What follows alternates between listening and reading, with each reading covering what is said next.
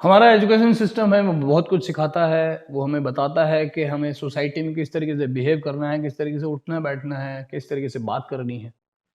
But कहीं ना कहीं हमारा एजुकेशन सिस्टम हमें ये सिखाने में थोड़ा सा पीछे रह गया है कि हमें अपना हेल्थ और फिटनेस का ध्यान कैसे रखना है।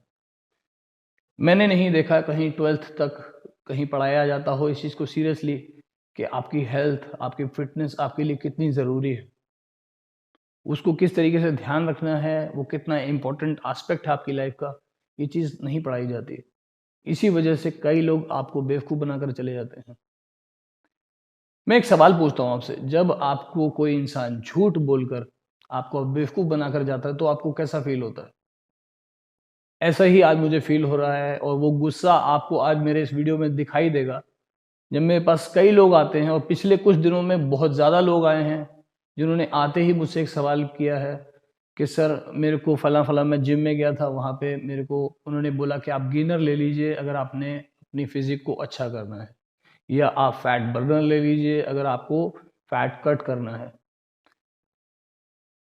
ये सब इसीलिए पॉसिबल हो पा रहा है कि हमारा एजुकेशन सिस्टम हमें ढंग से ये चीज़ नहीं पढ़ाता कि हमारे को क्या चीज़ें ज़रूरी हैं लाइफ में, किस तरीके से हमें अपना खान-पान रखना चाहिए, किस टाइप से हमारा लाइफ़स्टाइल होना चाहिए, जो कि हमें एक हेल्दी और फिट लाइफ़स्टाइल दे पाए। हम किस तरीके से एक अच्छी लाइफ़ जी पाएँ, ये कहीं पीछे रह गई ये चीज़। अब मैं आपको एक बहुत ऐसा एग्जांपल दूंगा जो जिसमें दिखाई भी देगा कि मेरे को वाकई इस चीज से गुस्सा है और किस चीज को किस तरीके से प्रेजेंट किया जा रहा है। हर इंसान या हर जानवर उसकी लाइफस्टाइल का एक जरूरी हिस्सा है कि वो कुछ वेस्ट मटेरियल भी निकालता है, जिसे हम पॉटी बोलते हैं। हिंदी में बोले तो टट्टी। ये वर्ड यहाँ बोलना बहुत ज़रूरी था क्योंकि अभी मैं आगे आपको बताऊंगा कि क्या चीज़ है और उसको किस तरीके से प्रेजेंट किया जा रहा है। घोड़े की जो पॉटी होती है उसे हम बोलते हैं लीद। जो बकरे होते हैं या शीप जिन्हें हम बोलते हैं भेड़, वो उनकी जो पॉटी होती है उसको हम बोलते हैं मेंगने। उसी तरीके से जो भैंस या गाय, उनकी पॉटी को हम गोबर बोलते हैं। तो ये क्या अलग अलग नाम देने से जो पॉटी है वो उसमें कुछ डिफरेंस हो जाता है? क्या ऐसा कुछ मैं उसको कुछ और अगर नाम दे दूं तो क्या वो कोई एक अच्छी चीज हो जाएगी? रहेगी तो वो फिर भी पॉटी। अब भले मैं उसे टट्टी बोलूं, लीद बोलूं, मेंगने बोलूं, गोबर बोलूं, कुछ भी बोलूं, वो पॉटी ही है। तो अगर मैं किसी प्रोडक्ट का बहुत फैंसी सा नाम रख दूं, जैसे कि मास गेनर या muscle gainer, fat burner, fat destroyer, तो उससे वो चीज अच्छी नहीं हो जाती। उसके अंदर क्या इंग्रेडिएंट्स हैं वो ज़्यादातर लोग पढ़ते ही नहीं, और पढ़ते इसलिए नहीं है क्योंकि उनको पता ही नहीं है कि वो चीज़ें हैं क्या। तो अब मैं लोगों से इसीलिए ये एक एग्जाम्पल मिला रहा हूं कि आप किस चीज़ को क्या समझकर खरीद रहे हैं। आप एक्चुअली पॉटी खरीदना चाह रहे हैं, वो भी ये सोच के कि आपको एक ऐसी चमत्कारी बूटी खरीद रहे हैं जो आपकी लाइफ को धन्य कर देगी, आपकी आगे की आने वाली लाइफ को पहले से बेहतर कर देगी, जो कि ऐसा नहीं होने वाला। इन चीज़ों के ऐसे फैंसी नाम कंपनीज इसीलिए रखती हैं क्योंकि उनको बेचना आसान हो जाता है। तो अगर मैं किसी चीज़ का बहुत फैंसी सा नाम रख दूं और उसमें मैं कोई गोबर मिला दूं या कोई लीद मिला दूं और उसको मैं एक कोई बहुत ही फैंसी सा नाम देके आपके सामने प्रेजेंट करूं और उसकी इतनी अच्छी मार्केटिंग करूं जिससे आप कन्विंस हो जाएं कि वो बहुत ही चमत्कारी चीज़ है, बहुत ही अच्छी चीज़ है, और सोने पे सुहागा करने के लिए मैं उसमें उसका प्राइस भी बहुत अफोर्डेबल वाला रख दूं ताकि हर इंसान उसे खरीद सके। और फिर तो आपको सोचने की जरूरत भी नहीं पड़ेगी कि ये क्या चीज़ है और इसमें इतने सस्ते में ये चीज़ मिल रही है। कन्विंस तो आप ऑलरेडी हो चुके हैं मार्केटिंग की वजह से। तो मेरा काम यहाँ और आसान हो जाता है। अब जरा दिमाग लगाइए और सोचिए कि आपने जो चीज़ खरीदी, जिसकी मैंने बहुत बेहतरीन मार्केटिंग कर रखी थी, क्या वो एक्चुअली बेहतरीन चीज़ थी या मैंने आपको उल्लू बनाया?